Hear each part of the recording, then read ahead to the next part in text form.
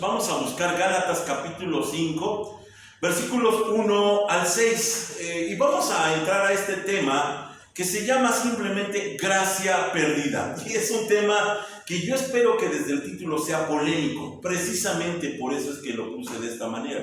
Porque la gran pregunta que divide incluso a las iglesias es, ¿se pierde la gracia? ¿Se pierde la salvación? Creo que cualquiera de nosotros respondería inmediatamente que no. Sin embargo, la realidad es que nosotros encontramos en los escritos del apóstol Pablo que hace una referencia a caer de la gracia. Y entonces esto nos obligaría a tener que mirar nuevamente la palabra de Dios para ver exactamente qué dice. Y entonces no solamente responder afirmativamente que la gracia es total, que no se puede perder, sino que también sepamos por qué se refiere el apóstol Pablo y todos los escritores del Nuevo Testamento de esta manera. La controversia que atrapa a las iglesias tiene que terminar con un entendido correcto de qué es lo que ofrece Jesucristo por medio de la fe en esta gracia que nosotros hallamos. Así que la pregunta que vamos a estar persiguiendo en esos 6 versículos del capítulo 5 es ¿a qué se refiere el apóstol Pablo? Y vamos al versículo 1 inmediatamente. Por lo tanto, Cristo en verdad nos ha liberado. Ahora, asegúrense de permanecer libres y no se esclavicen de nuevo a la ley. Tenemos que enlazar este pasaje obviamente con el capítulo 4. Hace 8 días estábamos hablando acerca de que el creyente es hijo de la mujer libre, la analogía de la mujer esclava y la mujer libre. Y entonces Pablo, cuando está hablando de los nacidos de la promesa, dice entonces que deben permanecer libres. Es decir, somos hijos de la mujer libre, según la analogía del capítulo 4 que ya analizamos. Es decir, insiste en perseverar en la libertad. Aquí, por supuesto, está la connotación de la esclavitud de la ley. Esto no lo tenemos que perder de vista, porque el apóstol Pablo está siendo enfático, está siendo, hasta diríamos en Gálatas, excesivo con su tema. Él está poniendo todas las pruebas, todas las muestras que tiene a su disposición para demostrar que el que se ata a la ley se hace esclavo de la ley. Y entonces nos preguntamos, esta pregunta la hemos hecho reiteradamente, ¿es solo evitar la ceremonialidad de la ley? Es decir, es solamente aquella parte en donde tenían que ofrecer sacrificios y ofrendas y tenían que cuidar los días de servicio en su momento los judíos. La realidad es que no. Porque Pablo, ya lo hemos visto, advierte constantemente del peligro de judaizar. Quiero referirme al capítulo 3, versículo 13, que fue muy central, fue muy enfático, que dice: pero Cristo nos ha rescatado de la maldición dictada de la ley. Cuando fue colgado en la cruz, cargó sobre sí la maldición de nuestras fechorías, pues está escrito: maldito todo el que es colgado en un madero. Dice claramente Pablo: nosotros hemos sido rescatados de la maldición dictada de la ley por causa de Cristo. Así que nosotros tenemos que mirar esa salvación como una bendición maravillosa que no debemos dejar escapar. Ahora, ya hemos dicho, pero lo vuelvo a insistir, los Gálatas no eran judíos, ¿estamos de acuerdo? Eran de una provincia que se llamaba Galacia. Y entonces nosotros diríamos, ¿cómo es que les dice que no se esclavicen de nuevo a la ley si nunca estuvieron en la ley? Bueno, obviamente el apóstol Pablo lo que está utilizando es el argumento de ¿para qué quieren hacerse judíos si precisamente nunca estuvieron atados a esto? Es decir, lo hace doblemente ilógico para que ellos se den cuenta de la gravedad del problema que están tomando como decisión. Versículo 2 dice enseguida: presten atención, yo Pablo les digo lo siguiente: si dependen de la circuncisión para hacerse justos ante Dios, entonces Cristo no les servirá de nada. Es muy interesante, casi pocas veces hemos visto que él diga yo Pablo. Es decir, está utilizando su propia autoridad y está diciendo entonces que esos gálatas que nunca habían estado con la ley, al circuncidarse, entran a la ley. Cuando se circuncidan, ellos apostatan de la fe. Es muy grave. La palabra apostasía es dar la espalda a la verdad. Y entonces ellos renunciaban a la gracia. Y a Pablo entonces lo vemos que habla abiertamente contra la ley. Está haciendo una campaña poderosa contra la ley. En esta semana, pues por supuesto está uno leyendo y estudiando constantemente el Nuevo Testamento. Y yo me preguntaba, ¿cómo es posible que puedan sostener sus argumentos los de las dichosas raíces hebreas, los judaizantes, con respecto al Nuevo Testamento, cuando en todos lados señala que el gran problema de las iglesias siempre fue la ley? Tanto Pablo como Pedro, como Juan en sus cartas, incluso esa pequeña carta de Judas que tenemos antes de Apocalipsis, habla en contra de los judaizantes. Todo el tiempo, el gran problema de la iglesia era el judaizar. Entonces, ¿cómo se excusa hoy que pueda existir un cristianismo judaizante? No hay ninguna manera de poderlo sustentar. ¿Cómo se puede mezclar la ley y la gracia sin consecuencias? Esta es una pregunta muy, muy grave. Porque si puede ser que no totalmente se haya ido la iglesia hacia el lado judaizante, sí tenemos a la iglesia que está participando de ciertas obras, de ciertas creencias en las propias fuerzas humanas y lo mezclan con la gracia como si fueran complementos de la vida cristiana, complementos de una moralidad, complementos de una civilidad, en donde la ley y la gracia aparentemente funcionaran juntos, pero como ya hemos visto, Pablo lo desmiente y dice que uno anula al otro, y siempre la religiosidad, siempre la ley va a anular a la gracia. Así que tenemos un gran conflicto cuando nosotros vemos iglesias que pretenden sustentar la gracia, sin embargo mezclando la ley, y es algo tremendamente grave. Versículo 3, y seguimos poniendo lo que va a ser el preludio al punto al que quiero llegar. Dice el versículo 3, lo repito: si pretenden lograr el favor de Dios mediante la circuncisión, entonces están obligados a obedecer cada una de las ordenanzas de la ley de Moisés. Y es que la circuncisión, somos claros, es la entrada consecuente a la ley. Y ojo, entrando a la ley, según Pablo, no hay salida. Ellos se convertían, ya lo hemos discutido, en hijos de la ley, y mientras fueran hijos de la ley, no podían ser hijos de Dios.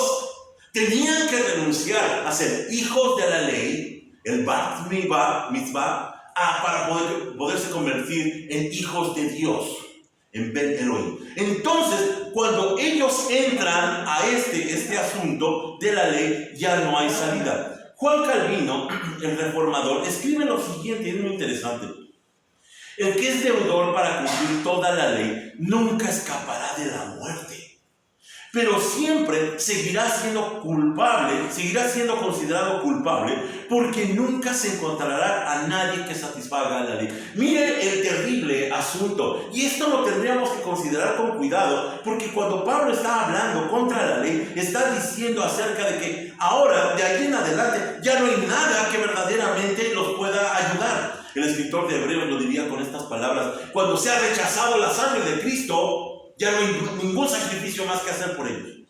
Ya no hay nada más que pueda ayudar, nada más que pueda salvar, así que es muy delicado. Ahora, voy a confesarles aquí algo. Juan Calvino es uno de mis teólogos favoritos, junto con Lutero y algunos reformados. De verdad, a mí es de los que más me apasiona leer. Sin embargo, cuando estaba yo leyendo a Calvino, me divertí un poquito, porque él, cuando está escribiendo acerca de Gálatas, no sabe qué hacer con la circuncisión de Timoteo. Es decir, no sabe por qué Pablo circuncidó a Timoteo, si Pablo está enseñando que la circuncisión es la entrada a la ley y por lo tanto, entonces está mal, se está contradiciendo. Y de verdad me divierte un poco, porque él trata de buscar la manera de explicarlo, y vamos a ver precisamente esto en un momento más, de que estaban ellos en un periodo de transición muy importante. Versículo 4 dice entonces: pues si ustedes pretenden hacerse justos ante Dios por cumplir la ley, han quedado separados de Cristo. Dice enseguida: han caído de la gracia de Dios. A este pasaje queríamos llegar. Cuando estamos hablando de la gracia perdida, el versículo 4 dice de forma enfática: han caído de la gracia de Dios. ¿Cómo dice, hermano Ciro? Creo que tiene Reina Valera 60. Sí, dice: de Cristo os desligasteis, los que por la ley os justificáis, de la gracia habéis caído. De la gracia han caído, de la gracia habéis caído. Han caído de la gracia de Dios. Ahora, como ya decíamos, este pasaje resulta polémico, sobre todo para las entidades pentecostés, en donde dicen que hay que cuidar entonces con temor y temblor la salvación que Cristo nos ha dado. No se refiere a la pérdida de la gracia ese pasaje, pero ellos deducen que sí se puede perder la gracia y están en una constante tensión. Cristo, es verdad, según lo que dice el apóstol Pablo, dejó de tener efectos para el que confía en la ley. Esto es lo que está diciendo. Nuevamente, Calvino dice: si buscas alguna parte de justicia, las obras de la ley, Cristo no se preocupa por ti y caíste de la gracia. Es decir, todo está señalando a que efectivamente la gracia se puede perder. Pero entonces nos reserva el apóstol Pablo el versículo 5. Y dice el versículo 5: sin embargo, los que vivimos por el Espíritu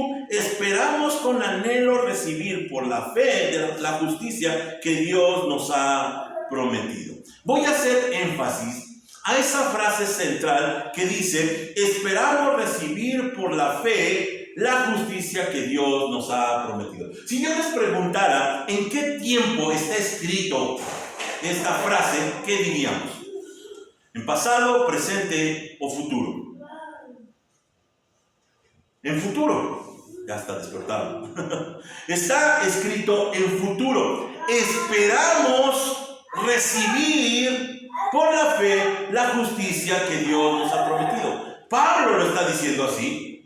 Dice que será en el futuro, en su futuro. Ahora, aquí quiero hacer el uso de lo que David Curtis, un pastor y un mentor personal, utiliza para explicar precisamente esta tensión que existe en la Escritura con respecto a si de verdad la gracia se pierde o no. Y vamos a ir a algunos pasajes, a muchos pasajes, los más pasajes posibles, para encontrar una respuesta que nos dé la misma palabra de Dios. El primero de ellos es Lucas 18, 28 al 30, palabras del Señor Jesús. Dice: Pedro dijo: nosotros hemos dejado nuestros hogares para seguirte.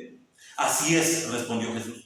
Y les aseguro que todo el que haya dejado casa o esposa o hermanos o padres o hijos por causa del reino de Dios recibirá mucho más en esta vida y tendrá la vida eterna en el mundo que vendrá.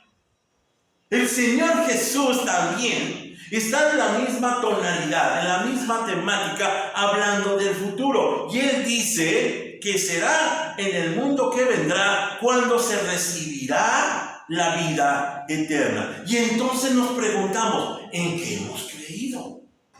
Porque nosotros enseñamos y creemos y experimentamos que la salvación que hoy tenemos es real. Amén.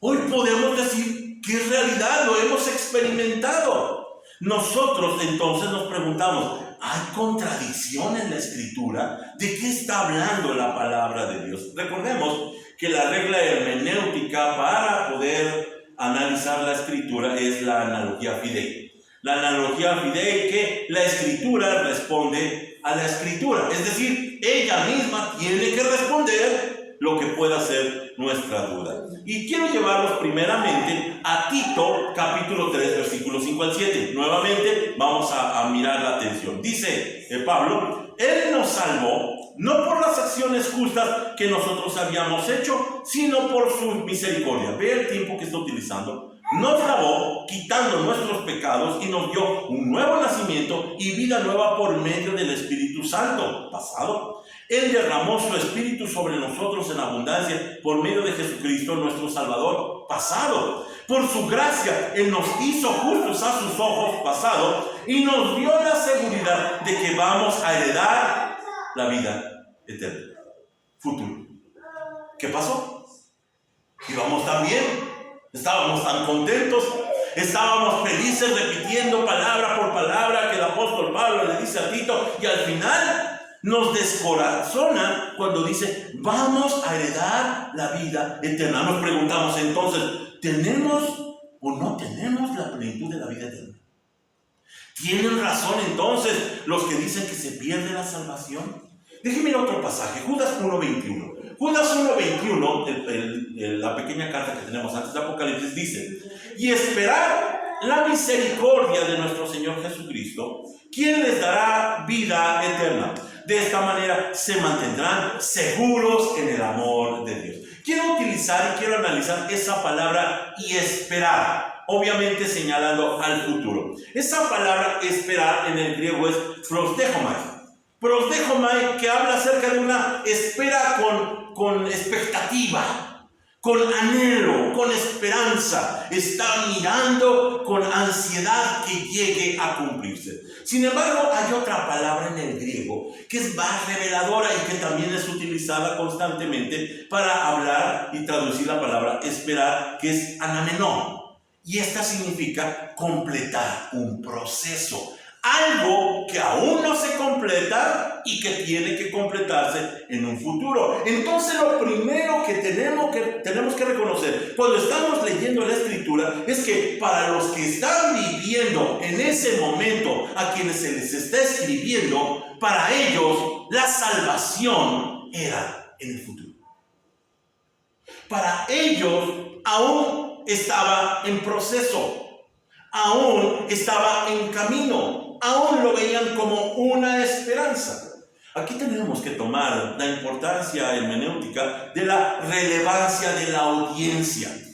La relevancia de la audiencia es para quien fue escrito. Ojo, tenemos que decir lo siguiente: no fue escrito para nosotros, sino fue escrito por nosotros. Es decir, sí, el Espíritu Santo nos veía a través de los siglos, y para dejar sembrada su palabra se escribió por nosotros. Pero en su momento, cuando había necesidad en el siglo I, los escritores le escribían a la gente de ese momento. Para ellos, ¿nos sirve a nosotros? Por supuesto que sí, pero tenemos que dejar claros que para ellos tenía expectativas muy especiales. Ahora, aquí voy a ir a estudiar lo que dice este escritor, Gerardus Vos, que es considerado el padre de la teología bíblica reformada. Este hombre, tal vez no muy conocido, es un hombre que propone una fórmula para tratar de entender estos pasajes.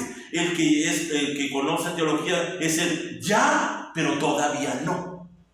O ya, pero aún no. Es decir, ya tenían la salvación, pero aún no se completaba. Aún no tenían todos los beneficios.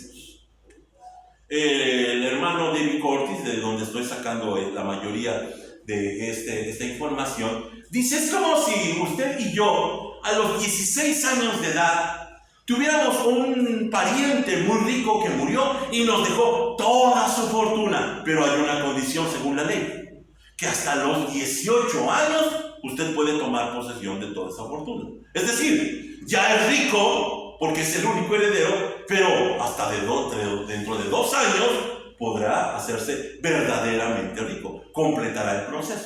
Esto es más o menos lo que está tratando de decir Gerardus Vos cuando dice ya, pero todavía no. Ahora, vea el reflejo. El reflejo literario, por ejemplo, en Filipenses 3:12. Vamos a encontrar en el apóstol Pablo lo que él mismo decía de su propia experiencia. Y él dice: no quiero decir que ya haya logrado estas cosas, ni que ya haya alcanzado la perfección, pero sigo adelante a fin de hacer mía esa perfección para la cual Cristo Jesús primeramente me hizo suyo. Vean, el mismo apóstol está diciendo: estoy en proceso, no lo he conseguido, no lo he alcanzado. Ahora nos preguntamos, ¿de qué está hablando? Según el contexto, el versículo 9 de Filipenses 3, lo que estaba esperando era la justificación.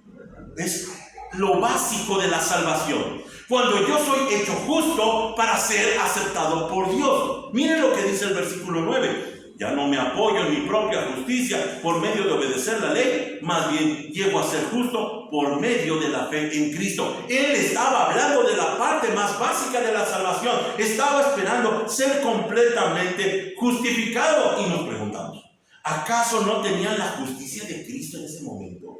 Parece una contradicción. Allí hay un juego, porque en 2 Corintios 5:21, si usted recuerda, el apóstol Pablo escribió: al que no conoció pecado, por nosotros lo hizo pecado, para que nosotros fuésemos hechos justicia de Dios en él. Y está hablando del pasado allí. Es decir, por fin, ¿tienen o no la justicia? ¿Tienen o no la justificación? ¿Tienen o no la salvación? Así que cuando nosotros llegamos a Gálatas 5:5, que dice: esperamos con anhelo recibir por la fe la justicia que Dios nos ha prometido, hay una tensión teológica que nos tiene que hacer voltear a la Escritura y resolverlo. Desafortunadamente somos no se tiene tan fácil, le damos la vuelta. ¿Qué podemos hacer? Pero tenemos que resolver esta tensión teológica. Y quiero enfrentarlo con Efesios capítulo 2, versículo 8, que dice, y conocemos este pasaje: Dios los salvó por su gracia cuando creyeron. Ustedes no tienen ningún mérito en eso, es un regalo de Dios. Por gracia habéis sido salvos, dice Reina Valera 60. Dice así de manera enfática. Ahora, hay un estudioso, Kenneth West, que es un erudito en griego, y él dice que en realidad en ese pasaje Pablo usa una construcción perifrástica. Cuando yo leí perifrástica dije, pues me suena como periférico, ¿no? Pero obviamente, sin tratar de ahondar más, lo que él está diciendo es que, pudiendo haber dicho lo más sencillo, lo más corto, utiliza una frase muy larga. Es decir, como que redunda el apóstol Pablo. Entonces, este pasaje tiene algo que nosotros no hemos observado, porque dice este especialista en el griego que el pasaje de Efesios 2:8 se debe leer de la siguiente manera: por la gracia han sido salvados completamente, con el resultado de que están en un estado de salvación que persiste a través del tiempo presente. Podríamos nosotros parafrasear: por la gracia han sido salvados, pero siguen siendo salvados. Se siguen siendo salvados. Dios sigue trabajando. Y entonces, cuando Pablo está escribiendo esto a la iglesia de su tiempo, él reconoce que se está desarrollando en ese momento la salvación. Ahora, ¿cómo lo sabemos? Por Efesios 2:19. Efesios 2:19, y traje aquí la versión de la Biblia de las Américas que puede ser más clara para que nosotros lo entendamos. Dice: así pues, ya no sois extraños ni extranjeros, sino que sois conciudadanos de los santos y sois de la familia de Dios, edificados sobre el fundamento de los apóstoles y profetas, siendo Cristo Jesús mismo la piedra angular, en quien todo el edificio bien ajustado va creciendo para ser un templo santo en el Señor, en quien también vosotros sois juntamente edificados para morada de Dios en el Espíritu. Allí subrayé dos frases: va creciendo para ser un templo, somos juntamente edificados. Lo que Pablo está diciendo a la iglesia de ese momento, en este caso a la iglesia de Éfeso, es que ese momento específico es de transición, porque el templo espiritual de Dios se está construyendo en ese momento. Se está construyendo, la iglesia se está construyendo. ¿Cómo lo sabemos? El último de los libros, Apocalipsis, en el capítulo 21, versículo 1 al 3, habla de lo que sería la fórmula total de la llegada del nuevo pacto. ¿Cómo sabemos que llegó el nuevo pacto? Por lo que dice Apocalipsis 21. Dice: entonces vi un cielo nuevo y una tierra nueva, porque el primer cielo y la primera tierra habían desaparecido, y también el mar. Y vi la ciudad santa, la nueva Jerusalén, que descendía del cielo desde la presencia de Dios, como una novia hermosamente vestida para su esposo. Oí una fuerte voz que salía del trono y decía: miren, el hogar de Dios ahora está entre su pueblo. Él vivirá con ellos y ellos serán su pueblo. Dios mismo estará con ellos. Estas últimas frases son la clave. Cuando hoy nosotros le preguntamos a cualquier cristiano, al cristiano más atrasado, podríamos decir, que casi no sabe nada de la Escritura, si Dios vive hoy, habita en su corazón y en la iglesia, ¿qué respondería? Un enfático sí. Claro que sí. Es más, ¿cuántos de nosotros damos testimonio de la presencia de Dios en nuestras vidas? No se puede negar, es más bien innegable. Es un sí. Es decir, que esta palabra de Apocalipsis hoy ya se cumplió. Ya la estamos disfrutando cuando dice: miren el hogar de Dios, ahora está entre su pueblo, Él vivirá con ellos y ellos serán su pueblo, Dios mismo estará entre ellos. Es una realidad hoy, pero no era una realidad en el tiempo del siglo I. No era completamente una realidad, porque como dice Romanos 5:9, otra vez otros pasajes, entonces, ya que hemos sido hechos justos a los ojos de Dios por la sangre de Cristo, con toda seguridad, Él nos salvará de la condenación de Dios. Otra vez, la atención teológica. Está hablando hacia el futuro. Está hablando a sus contemporáneos y les está diciendo: llegará un tiempo en que se completará la salvación.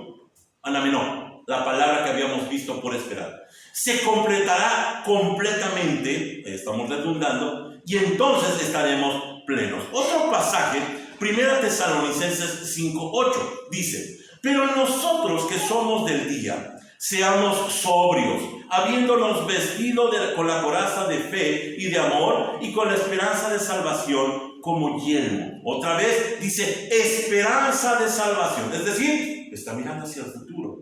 Está esperando que sean salvos. Y es que entonces tenemos que llegar a un punto de decir que la salvación no fue un evento completo para los creyentes del primer siglo que debían esperar que se completara.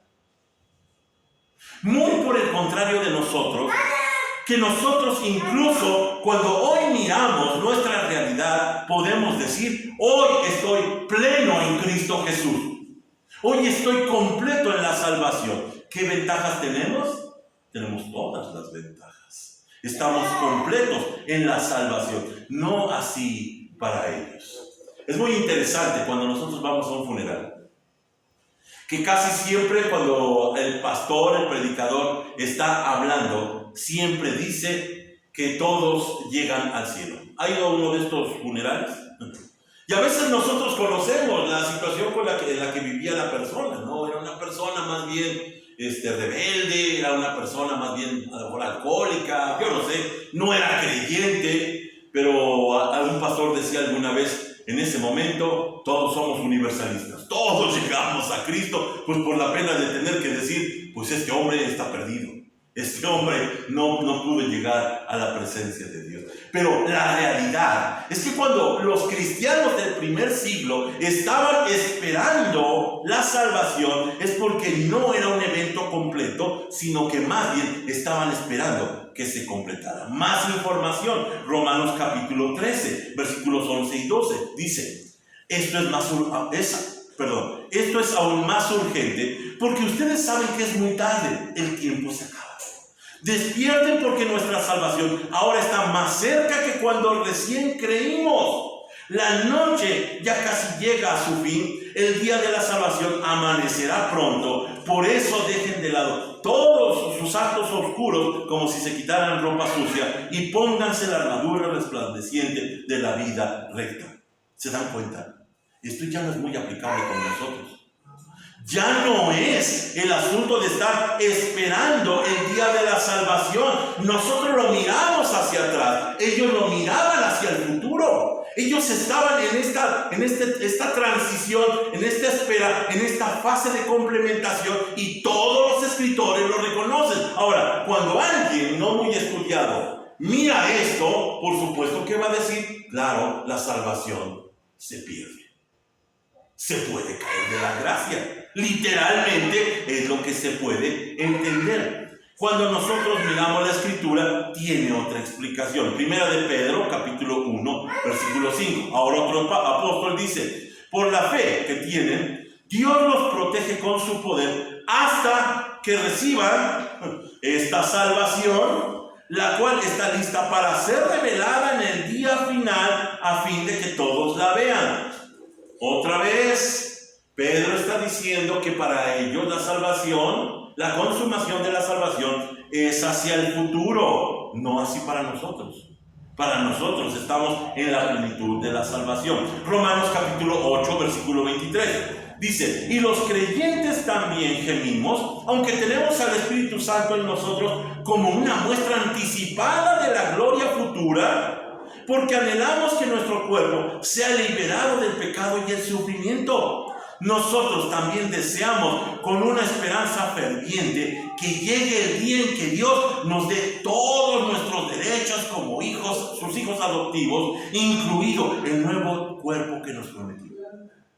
Otra vez, mira hacia el futuro. Así que cuando nosotros estamos viendo que la iglesia del primer siglo está en construcción, está en crecimiento, está en espera de la salvación, tenemos que encontrar un porqué. Y parece ser que Hebreos capítulo 9, versículos 8 al 10 nos da la respuesta. Léalo conmigo en voz alta. Dice, mediante esas ordenanzas, el Espíritu Santo daba a entender que la entrada al lugar santísimo no estaba abierta a todos en tanto siguiera en pie el tabernáculo y el sistema que representaba. Esta es una ilustración que apunta al tiempo presente, pues las ofrendas y los sacrificios que ofrecen los sacerdotes no pueden limpiar la conciencia de las personas que los rodean, pues ese sistema antiguo solo consiste en alimentos, bebidas y diversas ceremonias de purificación,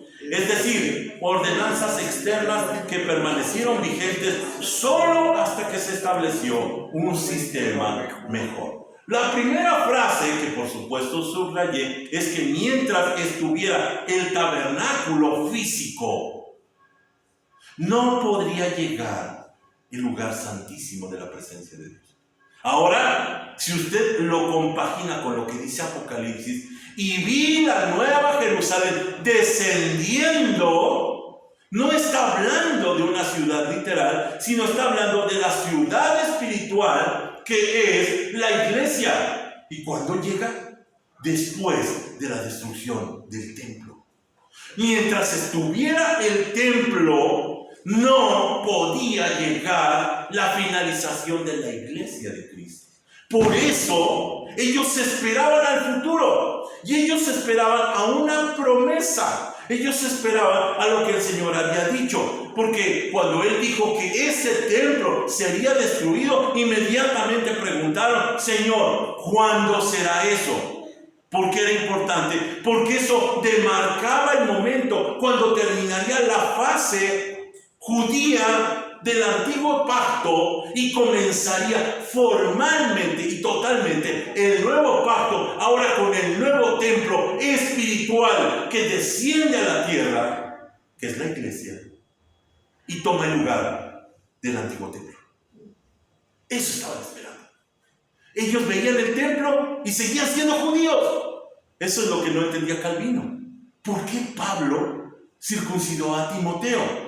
Porque todavía estaba allí el templo, y mientras estuviera el templo, todavía seguían los ritos, todavía seguía la ley, todavía seguía todo aquello. Pero llegaría un día en que sería destruido el templo, y no solo el templo, la ciudad, y por consecuencia la ley, y por consecuencia la cultura hebrea, y entonces entendemos que a esto se refiere Pablo. El peligro de los de Galacia era la posibilidad de perder la gracia por insistir en la ley, que pronto sería destruida. Todo eso pasaría, el cielo y la tierra pasarán. No estaba hablando de la literalidad, estaba hablando del cielo y la tierra, del antiguo pacto en que se movieron y vivieron toda esa generación. Pero él dice, pero mis palabras no pasarán. Cuando llega la iglesia de Jesucristo, llega completamente la salvación. Ya no se está construyendo, ya no se está cimentando, ya no se puede perder la gracia. Hoy estamos en esta bendita era. Pablo les está hablando a los de Galacia y dice, cuidado, aún no está completo. Estaba hablando del periodo de transición en donde ese mejor sistema o ese sistema mejor solo se establecería cuando se destruyera el templo. La señal era la destrucción del templo. Cuando se cayera ese templo, esa fortaleza onerosa construida por Herodes, era el momento cuando ellos entendían, ya viene la consumación de la salvación. Y la iglesia nunca se fue. Miren, llevamos 2000 años, ataques por todos lados. La iglesia ha sido vilipendiada, ha sido señalada, ha sido perseguida y no ha podido ser destruida, porque esta era la promesa. Era ese monte que creció hasta llenar toda la tierra, y ahora la iglesia, con todos sus defectos, está cumpliendo su propósito y no puede ser destruida. Cuando el lugar santísimo del cielo llegó a esta tierra en forma simbólica, fue justamente cuando terminó la era del templo, literal, de Jerusalén. Ahora, mira el gran problema. Porque usted puede creerme o no, seguramente va a volver a estudiar los pasajes, va a decir, a ver, necesito un poco más de información, y de verdad, si usted quiere acercarse a mí, con todo gusto, lo podemos hacer. El gran problema es cuando no entendemos esta parte de transición y entonces se llegan a ciertos hierros. Hay un hombre, David Briones, que es del seminario de Westminster, California. Miren, es un personaje que podríamos considerar instruido, muy entendido, pero miren lo que escribe. Esto nos demuestra el gran problema que tenemos para entender estos pasajes de manera correcta. Dice, por ahora, los cristianos vivimos en una gran tensión teológica. Ya poseemos todas las bendiciones espirituales en Cristo, pero no experimentamos la plenitud de estas bendiciones. Y termina diciendo, vivimos en la superposición de eras. Hermanos míos, esto es mentira. No estamos en tensión teológica. Esa tensión teológica la vivieron solamente nuestros hermanos del primer siglo, porque ellos estaban entre el judaísmo que estaba allí presente y la gracia que estaba recién inaugurada. Lo que habíamos visto en donde el apóstol Pablo y Pedro llegan a una discusión y dice que Pedro es el representante del evangelio de la circuncisión y Pablo es el representante del evangelio de la circuncisión. Las dos eras estaban allí superpuestas, estaban funcionando alternativamente, conjuntamente, pero llegó el tiempo en donde el evangelio de la circuncisión, la era de la ley, terminaría y se quedaría para siempre el bendito nuevo pacto de Jesucristo. Ese nunca terminará. Por eso se llama el pacto eterno. Ese no termina. Así que cuando nosotros estamos mirando de que no tenemos ninguna tensión, tenemos que llegar a la conclusión, ya vivimos en la era de la plenitud, porque la iglesia está completamente construida. Mire, nosotros somos bien pocos acá. ¿Sabe que aquí somos una iglesia completa? ¿Lo sabe usted? Estamos completos. No necesitamos ser 100, no necesitamos ser 1000, no necesitamos ser más. Estamos completos. La iglesia está completamente construida. El gran error teológico es, estamos construyendo la iglesia. No, la iglesia se construyó en el primer siglo. Y por eso el Señor había predispuesto entonces apóstoles, pastores, maestros, profetas. Ahora está viendo una supuesta revolución en donde quieren restaurar a la iglesia con los cimientos originales y dicen, por eso nombramos apóstoles. ¿Para qué quiere apóstoles? La iglesia está construida. ¿Para qué queremos profetas? Ya no necesitamos nueva revelación. ¿Quiere usted conocer el pensamiento y el cimiento apostólico? Aquí está. Está completo. No necesitamos nada más. La iglesia está construida. El Espíritu ha llegado para vivir para siempre y ya no se irá. Así que ya no estamos en transición, porque ya fue destruido el antiguo pacto con el templo en el año 70. Ya se terminó. Así que el judaísmo terminó completamente. Y Pablo anunciaba, está por finalizar. ¿Para qué se hacen judíos? Ellos estaban en esa transición, en el evangelio de la circuncisión y de la no circuncisión, y ya ha finalizado. la pregunta que hoy tendríamos que hacer a muchos de los que están buscando las raíces hebreas: ¿para qué regresas a aquello que ya fue dejado atrás? Ya no hay manera de poder echar mano de nada de esto. Dice el apóstol Pablo, este pasaje que siempre me intrigó y lo dejé muy a propósito al final de Efesios 1, dice: en él también vosotros, y está hablando a la gente de su tiempo, habiendo oído la palabra de verdad del evangelio de vuestra salvación y habiendo creído en él, fuisteis sellados con el Espíritu Santo de la promesa, que es las arras de nuestra herencia, hasta la redención de la posesión adquirida para alabanza de su gloria. A ellos, como garantía, se les había dejado el arrabón, las arras, una promesa. El Espíritu Santo estaría allí. Hoy, hermanos míos, no tenemos la promesa del Espíritu Santo. Hoy tenemos al Espíritu Santo en persona. Hoy tenemos su bendita palabra completa. Hoy estamos completos en la redención adquirida. Hoy podemos bendecir al Señor completamente. Termino y concluyo con el versículo 6 que dice: pues una vez que depositamos nuestra fe en Cristo Jesús, de nada sirve estar o no circuncidado. Lo importante es la fe que se expresa por medio del amor. Nosotros reconocemos que históricamente la circuncisión se abolió en la iglesia. ¿Se acuerdan cuándo? Hechos capítulo 15. Cuando tomaron allí una determinación en el concilio de Jerusalén y dijeron: no es necesario que los gentiles se circunciden. Allí se acabó. Allí se anuló, se abolió la circuncisión. Y entonces Pablo dice enseguida: vamos al otro periodo. Vamos a mirar lo que esperamos en el nuevo pacto. La fe se expresa por medio del amor. Y mire, esto es un maravilloso preludio al tema de los frutos del Espíritu Santo. Cuando comienza con el primero de ellos. ¿Se acuerda cuál es? Amor.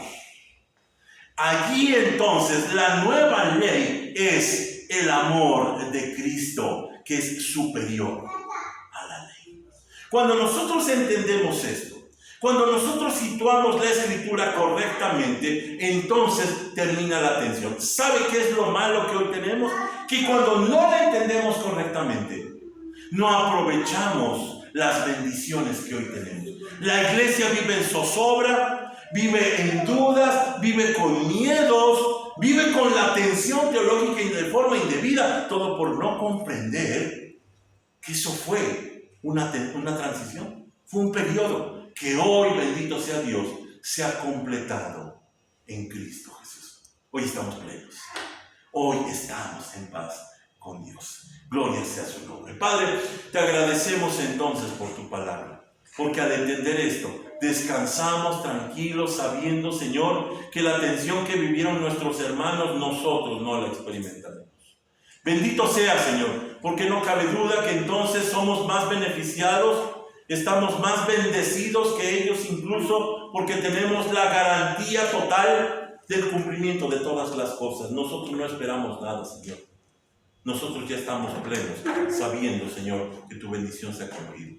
Gracias te damos, Señor, porque tú eres una realidad para nuestras vidas. Y porque hoy, Señor, podemos disfrutar de la vida cristiana plenamente. Hoy te damos gracias, Señor, por tu palabra. Honramos a tu Espíritu Santo que nos enseñe. Te bendecimos en el nombre de Jesús. Amén.